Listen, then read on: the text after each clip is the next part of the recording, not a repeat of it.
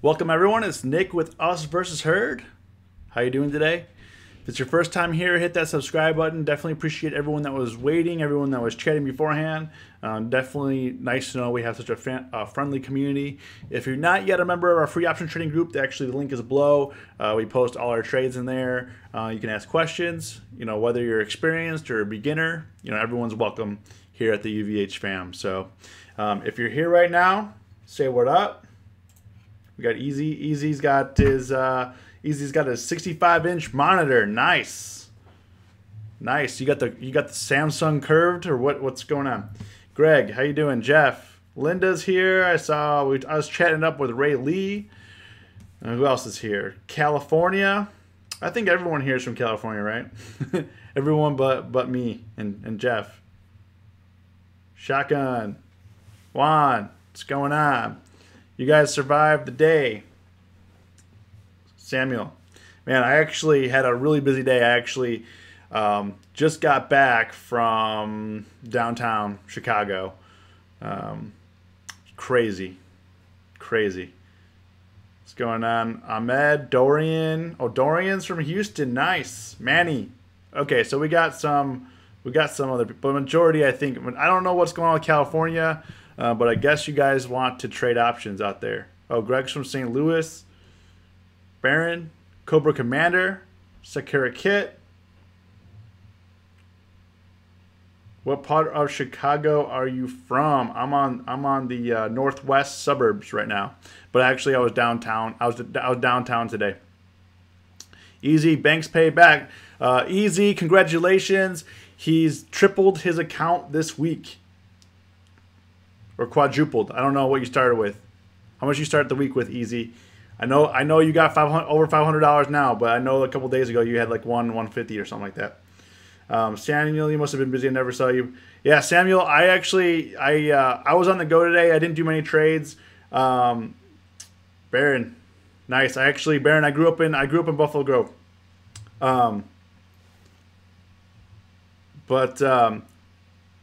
Yeah, I didn't post in the group today just because I was on the go. I did get some trades off, but really I didn't really do a whole lot. I didn't do anything. I mainly just was defending my account. I didn't really do anything to make money today. It was probably better that I stayed out anyways, just because personally I've been having kind of a rough week. My account is my account is gaining and losing the same 100 all week. Oh, Easy. So Easy, you started with $27 and you went to over $500 this week. Congrats, man. 1K account is going to be a 5K account, but just keep your position as you make more money. Keep your position sizes small, because all it takes is one bad trade when you scale up, and there goes your account. So don't blow your account up when you get the money in there.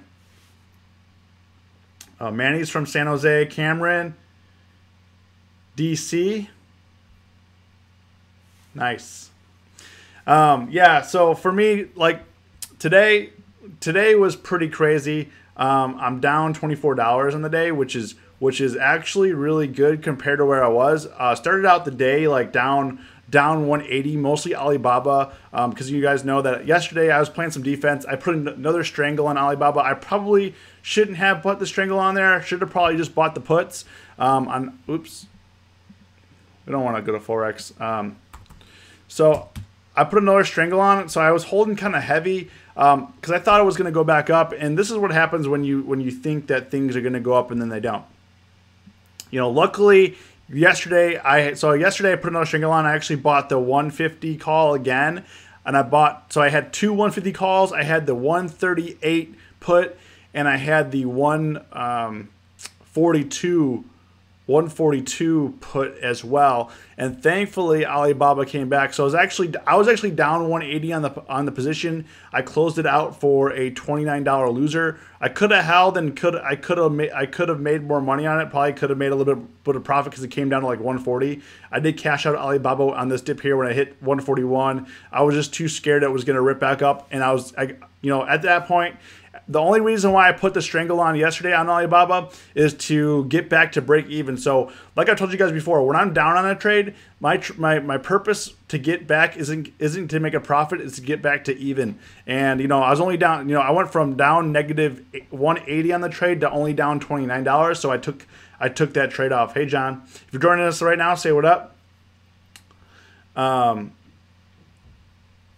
But yeah, so we played some nice defense, got our money back on Alibaba. I'm down this week about $100, and don't feel bad for me because I if you guys saw my video yesterday, I was up $400 this week on just this one account. I was up $400 this week, and I didn't take my profits. And in this market, this video, I mean, this week has been a good example on how to trade choppy markets. And, I got caught up in that the market was going to go back up. And as you can see here, like this is SPX, this is S&Ps. S&Ps were down quite a bit today. Dow was down, but NASDAQ got slaughtered. John, I'll answer that. I'll answer that question for you in a little bit. But basically, how do you trade choppy markets? Because when the markets are choppy like this, a couple things. Premium's not cheap. Premiums. So when you're buying premium, AC overtraded this week, and my account suffered because of it. Premiums. So when volatility is like this, when it's very choppy like this, volatility is going up. Premium is really expensive for buying. So you have to make sure that what you're buying, that the value of the option is going to go up, right? So, when you're buying, let's say you're buying an option for $2, you hope to sell it for $3 or $4, right? However, because the premium is so high, theta decay, and if volatility dies down, that thing gets crushed real quick, right? However, when you're selling options, the risk right now when you're selling options in a choppy market is that when you're shorting options, let's say you put an iron condor on or vertical put spread, the movement is moving beyond the expected move. So when you're shorting options, you need it to stay within the expected move that you put it on for. So like let's say if you were shorting the S&Ps at 2,800. And you were short the 2,800 calls. You'd want it to be below 2,800, obviously.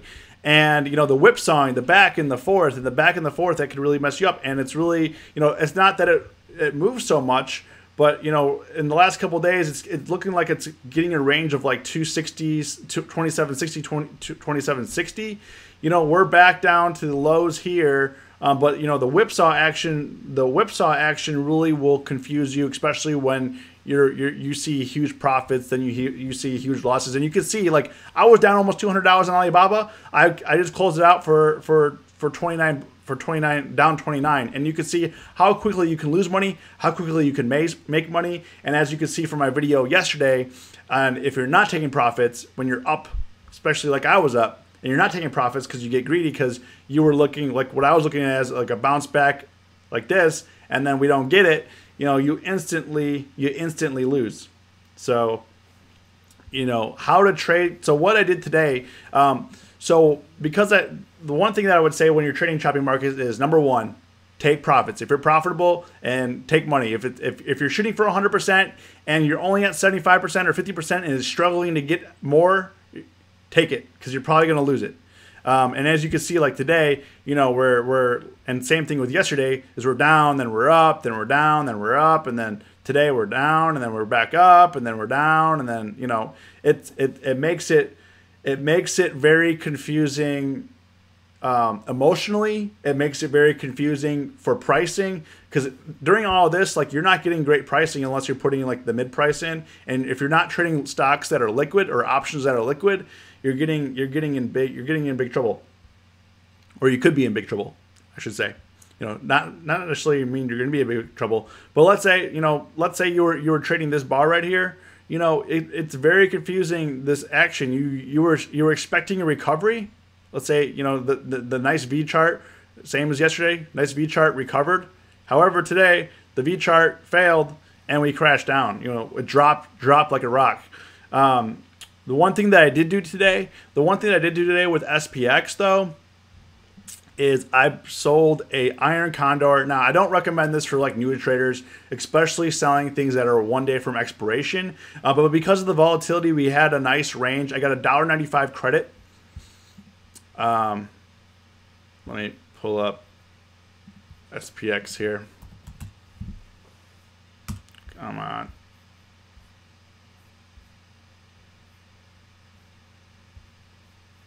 What's going on here?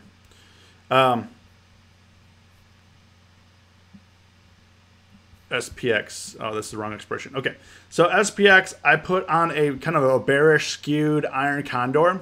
And my goal for this trade is to really open it, just close it right at open. You know, if we're up 10 points, down 10 points, you know, I'd rather see it go to the downside because I can make some more money. My target on this is 50%. But because premium is so rich, why premium is so rich right now is I can get a wide range, and I'm doing something I haven't done in a long time, is to utilize what I call Theta Thursdays. So premium was rich today in SPY, SPX, and you can get away that tomorrow if we open up, let's say we open up at like 2770, 2760 range. I mean, these are immediately going to get crushed pretty nice. You know, whether it be a 25% winner or 50% winner, that's kind of the goal. Glenn, Strangles all day. Yeah, I've been making a killing on Strangles. However, if you don't take your profits, they definitely get the best of you.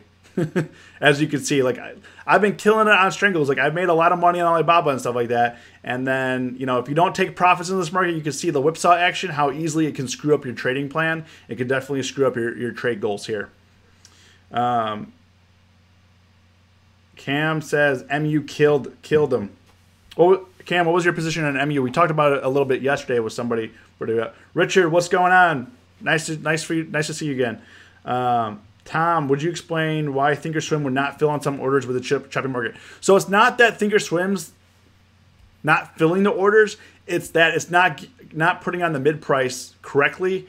Because when you see such crazy pricing, like when the pricing gets really crazy, the mid price gets all messed up. So like, you know, like right here, this is only a $50. Let's go to something a little bit easier to understand. That's like smaller numbers, like Apple.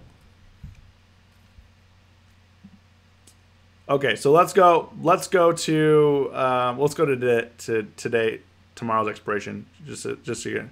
So right now the bid and the ask right here for these calls, these 217.50 calls, is the bid's 94, ask is $1.03, and at close on Apple, if you were watching, anybody was watching Apple today, at close it went from 216 all the way down to 213 and back up. So if you were trading that, if you were trying to get a mid price on that, the thing is, like these puts or these calls, you know, these calls probably at the close, they went probably from like $1 all the way down, like these 217.50s, they probably went from $1 all the way down to like 20 cents, and then back up to $1 within 5 minutes. So, you know, you have to, if you're looking to put a position on, put a price on that you think that you can get for it. Don't chase. Don't, like in this choppy market, you don't want to chase the pricing. You don't want to be all over the place, because this could easily, let's say you put this on for $1, 5 minutes later, it's down 10 cents, you freak out, you sell it, it's back up to $1. So that's why you got to be careful with the choppy market. And then, you know, putting in the pricing that you want to pay. Don't chase. If you don't get filled, you don't get filled, because if you don't put the risk on, you know, you're not losing anything. If you don't get in on the trade, you're not losing anything. Sure, you may lose the opportunity, but it's better than losing money on bad pricing. So when things are volatile, you have to be very careful when you put orders in. Most times, right now, you're not going to get filled unless people are really grabbing and really reaching in, if they really want it that bad. So just really be careful. Just got to be really careful with the pricing. So like when I put on this SPX position, I originally wanted $2 for it. I was sitting on it. Then I brought it down, you know, it was 30 minutes left into the close or something like that. I actually put this on for at 2:15 our times, 2:16. So I was sitting on it. I brought it down $0.95. So I bought $1.95. I said, if it doesn't get filled here, I'm not doing it because I'm not risking. I want it like around $2 for this. I want around $2 credit for this. I'm not risking anything because it's not worth it. You know, and luckily after 5 minutes of waiting at $1.95, that got filled at $1.95. But then what happened after it got filled? It went up to like SPX went up to like 275, and then I was down like $15 on it, and then 2 minutes later, then I was up 25 to $10 on it, then I was up $20 on it, and actually closed out. I was actually up $15 on it. So pricing is going to fluctuate like crazy. So put the price in that you want to get for it, not what it's calculating for you. If you kind of understand pricing and you know where things are going, and how much things are usually worth, like in a normal market, then you can get good pricing for it. You should put that pricing in. Dorian says GE and Verizon has been good for him the last 2 weeks. Nice. People have been trading GE, but I haven't really seen the opportunity there. Holding GDX tight, but I don't really trade like lower price stocks that often. This week has been good to me. I mean, I made good on Morgan Stanley earnings. Had a nice earnings win there, and then I had some other. What was the other win? Tesla came through in clutch, had a win there.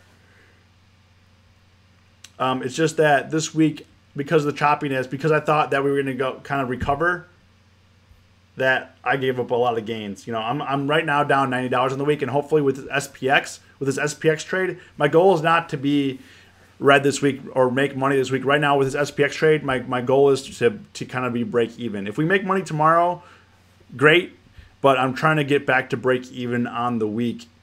This week could have been so much better if I was a little bit more, I guess, not scared, but I took my profits. Don't ride your profits in this market, because easy as it's dropped, it could easily rip this up back to 2,800 tomorrow. Just saying. Glenn says, "You're used to keeping until I get 10% profit, then you're out." Yeah, I mean, set yourself profit targets for the trade that you have on, and stick to it. If it's really struggling hitting that profit target, like let's say your profit target is 10% and it's like 5% or 7%, and it just keeps hitting the wall, take your cash, because you're going to have some problems.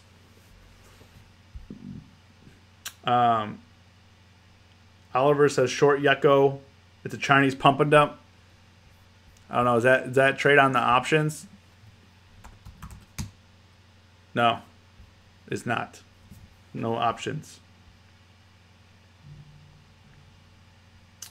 Greg, I always put my price at the bid. Nothing worse than losing money immediately after purchase. I always put my price at the bid. Yeah, I mean, it depends if you want to get filled or not, because you're most likely going to get filled for mid-price, not the bid. It depends on how fast or slow you want to play it. I mean, if you're seeing fluctuations like we're seeing, that's not a bad idea. It depends on how aggressive you want to get with the pricing. And with this kind of market, you have to set your pricing and just really kind of sit on it for a few minutes. If it doesn't get filled, it doesn't get filled. Readjust a couple pennies up or down. That's kind of how you want to play it.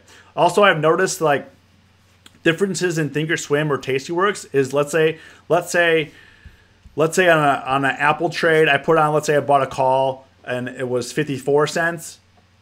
I got filled at, and then I go on Tastyworks and I put a trade in for 54 cents. I don't get filled, and then I put a trade in for 55 cents.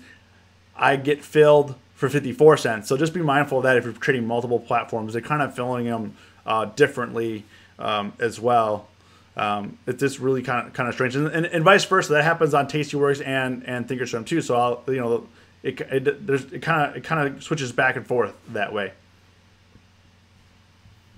So it's just kind of interesting between the different platforms, especially when volatility is like this. What do you think about on the unusual options activity? What do you mean, Juan? Are you talking about skewed to the bullish side or the bear side? I will say, like for the S&Ps, I was really surprised. Why isn't this? I was really surprised. If you look at, the calls, let's see, the calls were a little bit more skewed than the puts, I feel, but actually the puts were a lot more expensive. Now looking at it, definitely got a farther out range here. Can you explain? Hold on. I'm trying to get to these questions. AC says, "What are your usual weekly, monthly profit targets?" So, AC, I don't set a weekly or monthly profit target. I do it per trade, and the reason for that is because I don't say, "Hey, I want to make $100 a week," or I don't want to make $100 a month, or whatever the case is. I don't do that because then you have misguided expectations. Like, let's say it's Thursday and I haven't made my $100 this week. I'm going to be really aggressive about my trades, and I've been down that path before. It's like, oh, I've made, if you're concentrating on the core is the trade itself. I've made $6,000 in a month. I've gone down $2,000 a month. You can it's hard to set profit targets like that. So I concentrate on each trade, the core. So the trades are the core that builds your profit and builds your account, right?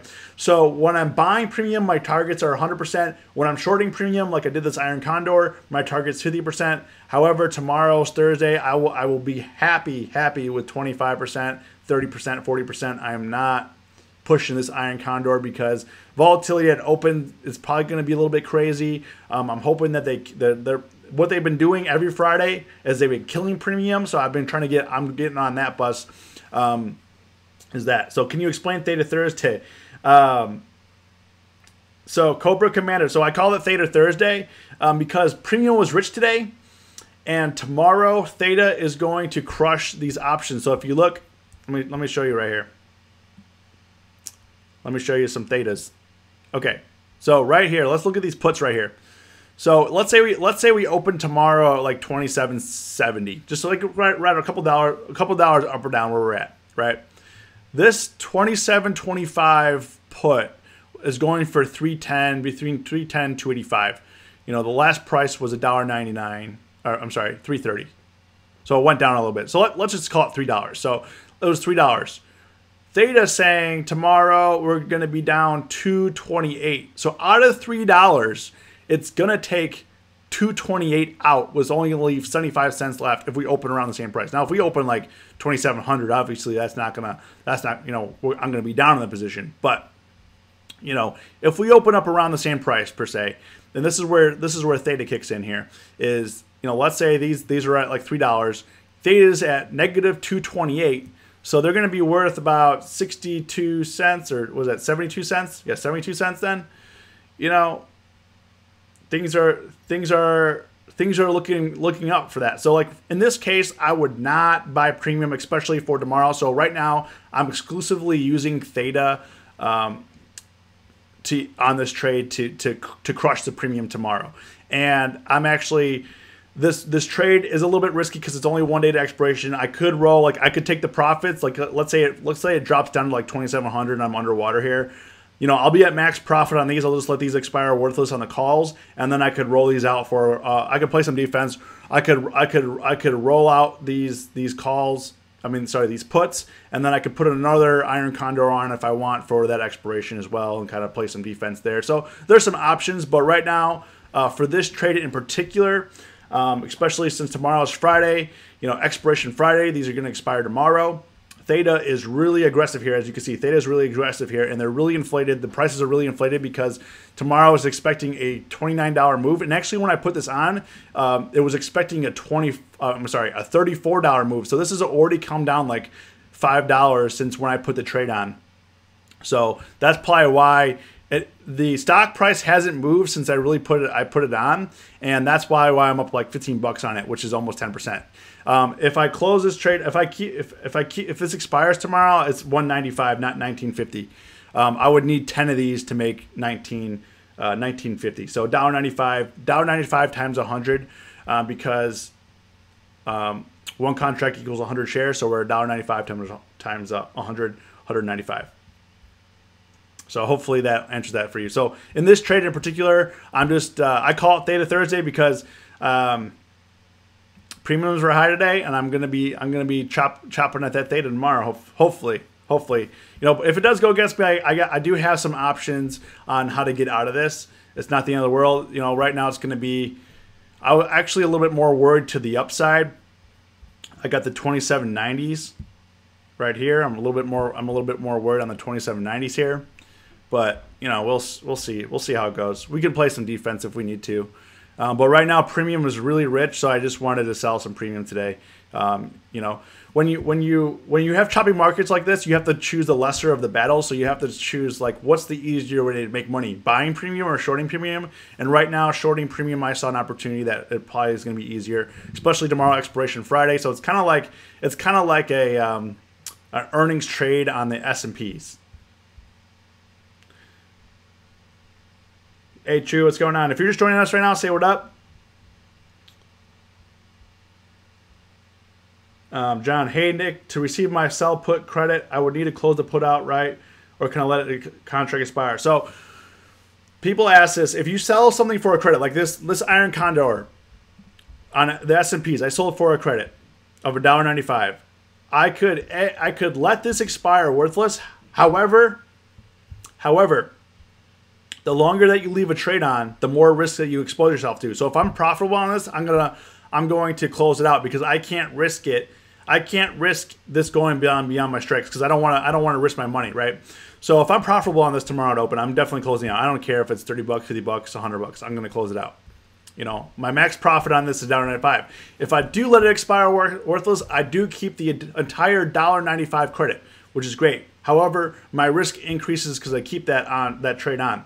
So you can close out your put credit spread at any time that you want for a win or for a loss. Obviously, you want to do it for a loss. What you don't want to do is have it expire in the money. Most times, let's say I had this position on for a week and my puts are in the money because it's dropped so much, and I would definitely look to close it out though, even if it is a loss, or roll it, because come Wednesday or Thursday, you're most likely going to get assigned stock on those puts. Especially if you're deep in the money. If you're deep in the money, you're most likely going to get assigned, just so you know. And if you don't have the money to buy 100 shares of whatever you're trading, it gets messy. You're going to get a margin call. I mean, it's not a big deal if you're trading verticals. You can exercise that long. You can exercise that long put if you need to kind of cover the difference. You get to keep the credit. However, you're going to be exposed to some losses there. Some brokerages charge I think Tastyworks charges $10 assignment fee, so you got to pay that. So and then you gotta. It gets messy. So whatever. Honestly, what I do is I try to have as less cleanup as possible, because it takes a lot of time and you're gonna end up losing money anyway. So might as well just do it on your own terms. Roll the trade out, or take profits, or whatever you want to do.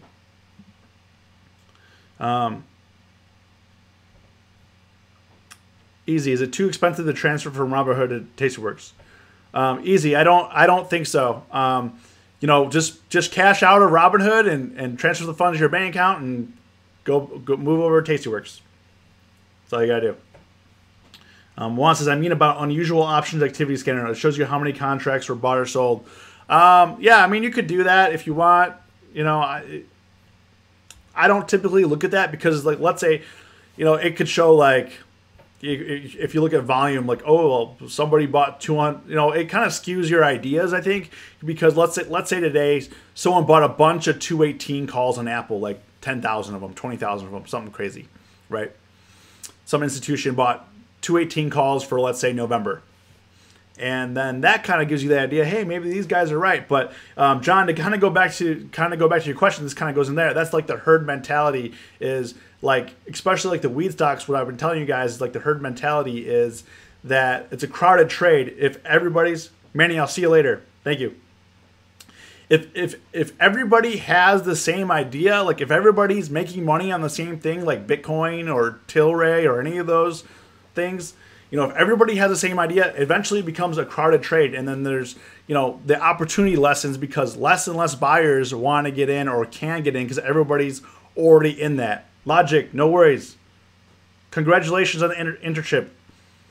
Everybody shout out Logic on his internship. So I don't like to use, you can to get some ideas, but I don't like to do it because it kind of skews your trading mentality. For you might make some decisions that aren't going to be beneficial to your account. Maybe buying the 218, and also, like, let's say for that institution, maybe buying those 218 calls evened out their deltas. Maybe that institution was short millions of dollars deltas, and they needed those calls to even out their deltas. You don't know the reason why they put those trades on either. You gotta do what you gotta do for your own portfolio. Just because someone bought a bunch of, let's say, Apple 218 calls, doesn't mean it's right for your portfolio. Doesn't mean that it's right for you. Maybe it's right for somebody else's portfolio because maybe they're underwater or their deltas are all screwed up and they need to kind of adjust their portfolio. Like when I make adjustments to my portfolio, it's because it's based on what I have in my stack. It's not because of what you have in your portfolio. Am I going to trade the same thing? It may not work out for me. Like me playing defense on Alibaba may not be, just because I put that trade on for you was purely defensive. It's not a good trade for you to probably put on for tomorrow, per se. So, you got to do what you got to do. So hopefully that answers your question as why I don't like to use the unusual scanner. Unusual or scanning options for volume. I don't really care about that. As long as, for me, as long as I'm trading stocks that are liquid options, I'm good to go.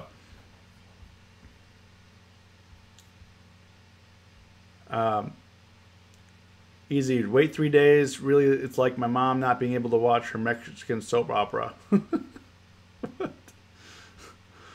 Oh, you guys are crazy. And guys are showing Logic some love. Appreciate you guys. Eamon, what's going on, Eamon? William, I got into a straddle on 850 Ford. You guys have been trading Ford a lot, huh? So you got the 850 straddle. What's your expiration on that? Man, it hits some. Man, every day this hits new lows. I mean, this is. But it's probably good for if you get a nice bounce play out of this. Yeah, so if you did like next week, 40 cents, could be good. Goes up to 9, 880, 880 or 9, could be good. Yeah. So you got this for like 50 cents. It's going to be a tough trade. When's Ford's earnings? October 24th. And, yeah, I mean, if you did it for next week, could be good. Could be a nice earnings. I mean, if this... the good news about this is it's either going to probably go lower or kind of go back to 950 or 10. So that would be nice. Last earnings it dropped from 1050 down to like 10, then down to like 984 the following day. So, and then this was the big one. It went from 13 down to 12, down to 11. And then that was the catalyst that kind of broke its back there. And then they had a little bit better earnings here. Only went up 40 cents or so, but just been on a downward spiral. But being at the yearly lows like this, or being at like all-time lows like this, I don't think it's all-time lows because it's like a 200-year-old company. It definitely could be an interesting play. I actually might trade this for earnings, just a small trade. I'll probably do like a $50 trade or something like that. Nothing. I like on earnings. I don't like to get too crazy because it could be 50-50. But I do like these setups. It was the same setup on Morgan Stanley that I did. The same setup when it was sitting down here. We had a nice earnings trade on that. Got almost 100% profits. Did a strangle, and it's just so you guys know, it's pretty hard to make 100% profits on a strangle for earnings. So that's why I look for these types of setups where you're sitting at yearly lows. Either this is going to be a catalyst that drops it low, and there's no support, or it's gonna come back to support level, which it did up here in the 46s. So.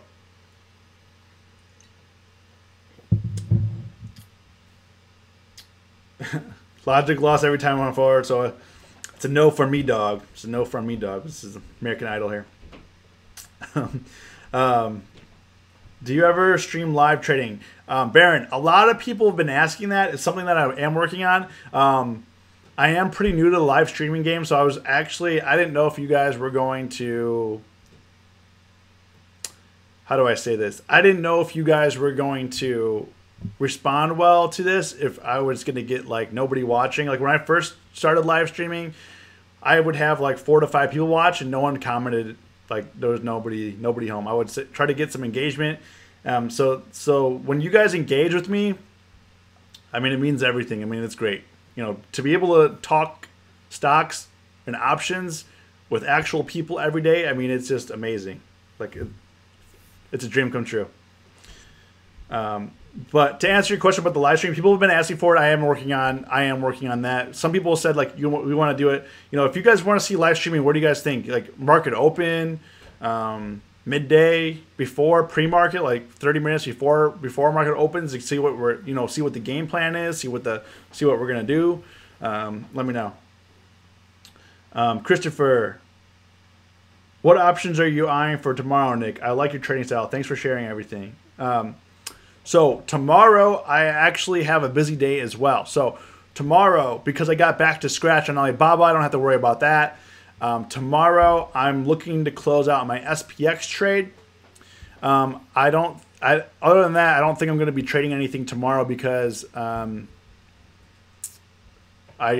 just need to clear the deck. So I'm gonna get SPX. I got rid of Alibaba. You know, we've made some mistakes this week, but not taking profits. You know, MJ, we made some nice money on that. I bought a strangle on that, so maybe if that'll come through. I'm currently down like $30 on it. Not a huge deal. We made some money on MJ the other day. Tilray was also a mistake. That's just gonna expire worthless. I mean, that's just garbage. We'll never do that again. I mainly did that for an example video, and it backfired. And that's kind of why you don't trade. Stuff that's so expensive. It's a small loss. I get it, but you don't want to have 10 $75 winners. I'm sorry, losers, because that adds up to $750. And you know, the small losers like this, the little hidden losers, you lose 75, you lose 30, you lose 55. I mean, look, adds up to 320.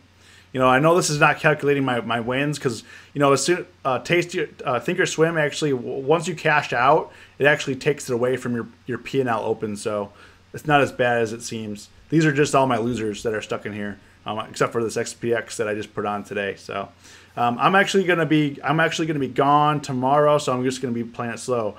So, but if I were gonna trade tomorrow,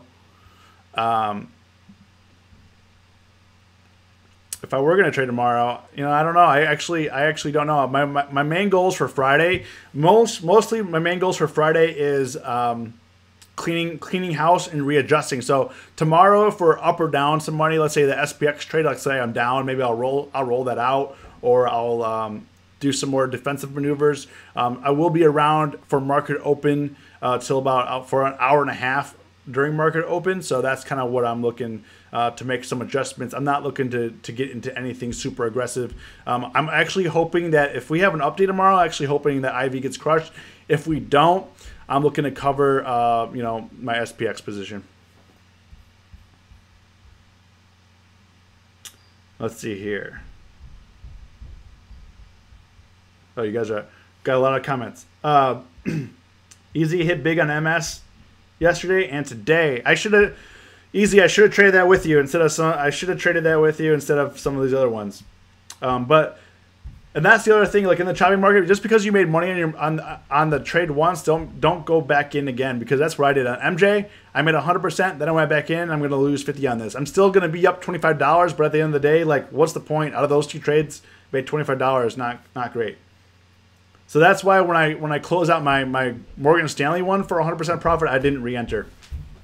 Probably should have re-entered, but you know, this was a good learning. If you guys are learning, watch my videos for this week, because we've made a lot of mistakes. You know, we're not getting crushed. Like I said, I'm only down about $90 this week, but we made it. We gave about $400 in unrealized profits on just one account, just one account. So it stings. It stings. That's like $2,000. Tomorrow I got puts. Oh, Willem. So Willem, if you're trading forward tomorrow, it's gonna be tough. It's gonna be tough to make money. You need, so for like a single digit or low price stock, you need to buy stuff 2 weeks to a month out. Peter, how about 9 o'clock in the morning? 10 minutes after 10-minute market session for game plan. Okay. Linda says first thing at open. All right. Let's see here. Baron, I just joined your group and would love to trade streaming with you. I'm new to options and think it would be helpful for me as a new. All right, let's get some streams going.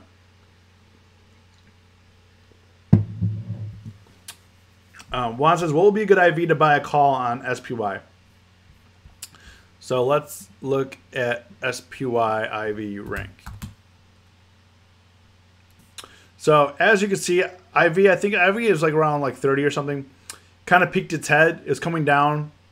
Typically, you want to buy it down here when IV is like flat, typically. Right now, it was coming down. It was coming down, and today, because of volatility.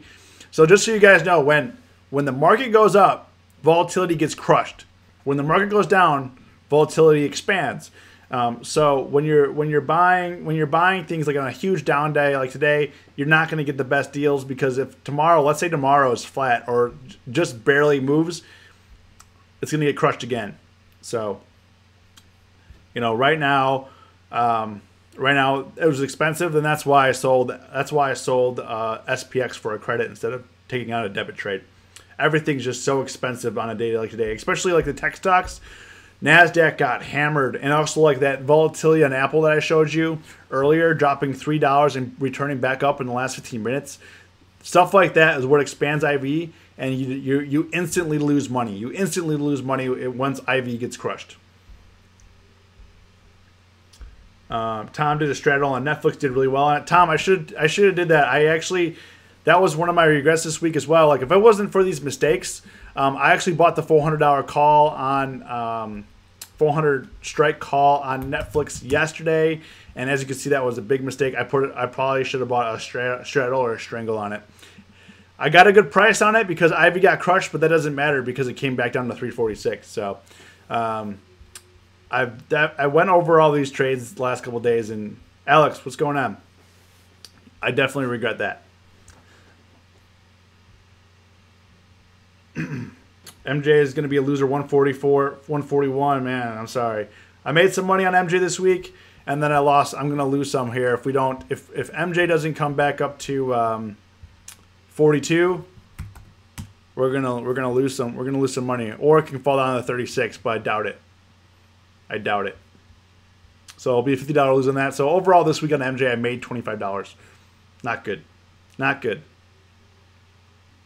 Derek says, think I'll clear the board. Been too choppy for me to have anything ride through the weekend. Yeah, I mean, if you're not comfortable with where your portfolio is at, clear it. Take a break. Start over.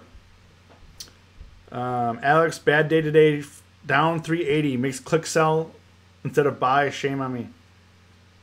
Yeah, you got to slow it down, man. So, like, if you're panicking, take a few minutes, slow it down, and try to avoid it. Make sure your order's right. Because, like, in this market, I'm pretty sure a lot of people fat-fingered it today. Or the last couple days, they fat-fingered it. And, you know, you pay for the mistakes. It's not good.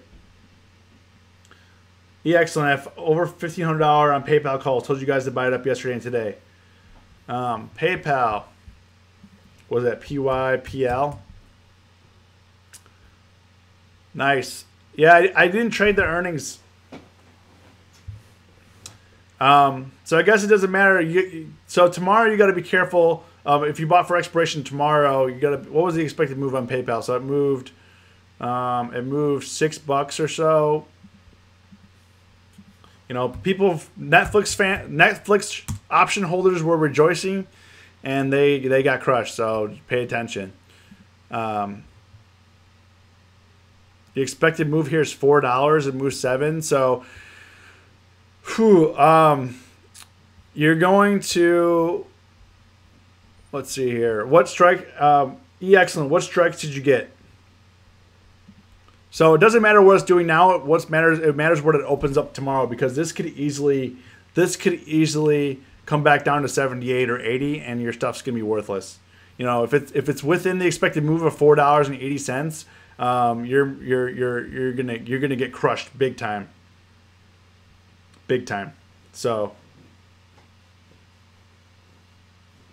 you got to be careful, especially when you're buying options that expire on expiration Friday.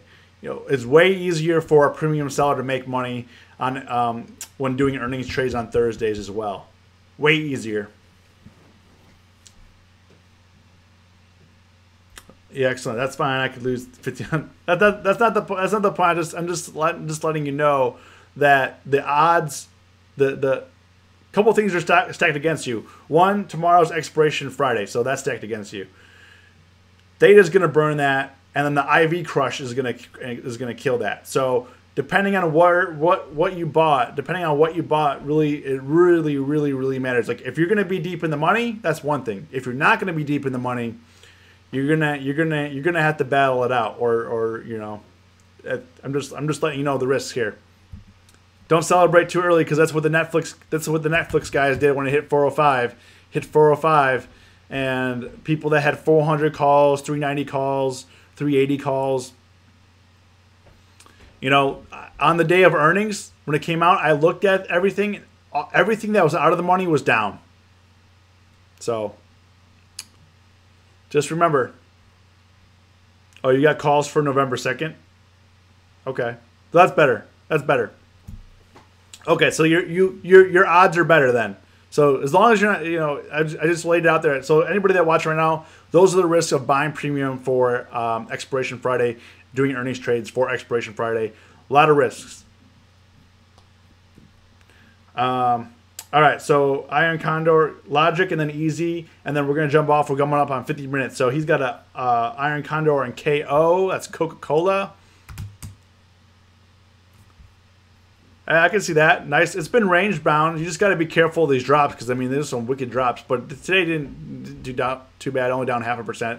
So I can see that. Nice IV spiked up with the Iron Condor on. I see you. I see you, bro. Good job. BAC. Easy. What do you got? Calls, puts, what? I think you sent me a screenshot. You got puts, right? Yeah, right now I think it could go either way. I mean, this looks like consolidation. However, I mean, this is looking dicey. It's looking dicey. You know, best thing if you're profitable, best thing right now if you're profitable, take the money. Learn from my mistakes this week. Take the money, and you can always get another trade on. You can always get another trade. Really, see ya. Yeah, the thing about Wells Fargo, it's near the bottom of this range. You got to be careful. When things are at the bottom of the range, you got to be careful about the hard bounces. And then Morgan Stanley, I don't know if you got to put on Morgan Stanley. I don't know. They had great earnings. I don't know if it's going to come down. I wouldn't be surprised if it sat here between 46 and 47 for a while, to be honest with you. So, well, yeah, it was great chatting with you guys. I'm actually drinking some Coke here, Logic. So, I gotta stop drinking Coke. I gotta start working out more, getting this dad bod gone. Too much sitting at the desk drinking Coke. But anyway, guys, yeah, nice rocking with you. Tomorrow, I don't think I'm gonna have a live stream. So tomorrow I won't have a live stream. I will have stuff recorded for you. If this video was of value to you, hit that like button. Really appreciate it if you guys hit the like button.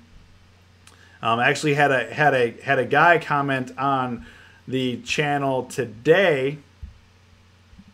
Let's call him out.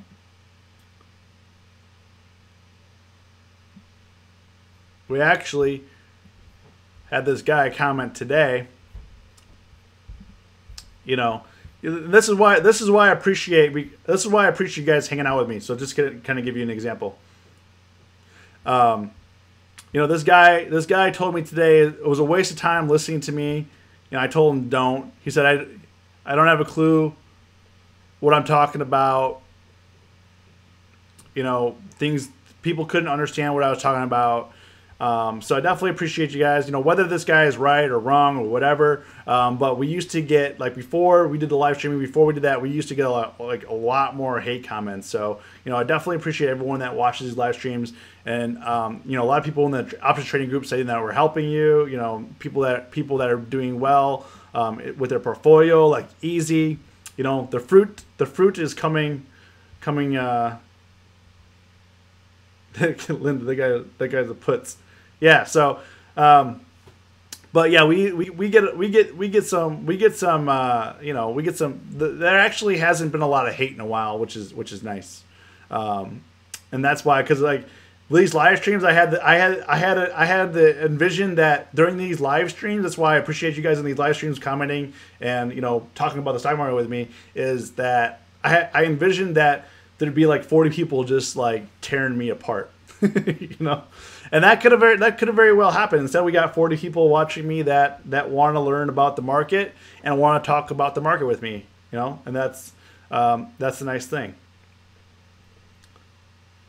Yeah, excellent. Appreciate you, Tom. Thank you, Linda. Thank you, Alex. And at the end of the day, like, don't waste your time. If you don't like what you see here, just move on. That's why I said it. He said, "What a waste of time listening to the guy." I said, "Then don't. Don't listen to me. I'm just a guy trading options. That's all I want to do. Just want to trade options. Do what you need to do." Richard, can you do a video on how to sell a call and a put? And do you have a lot of money in your account? And do you have to have a lot of money in your account to do that? No. You don't need a lot of money to do that, depending on the underlying. But yes, I do have some videos on that for Robinhood, but I'm working on some other ones for the other platforms. So appreciate you guys and girls. Thank you so much for joining me. Hit the like button if this video is of value for you. You guys have a great day.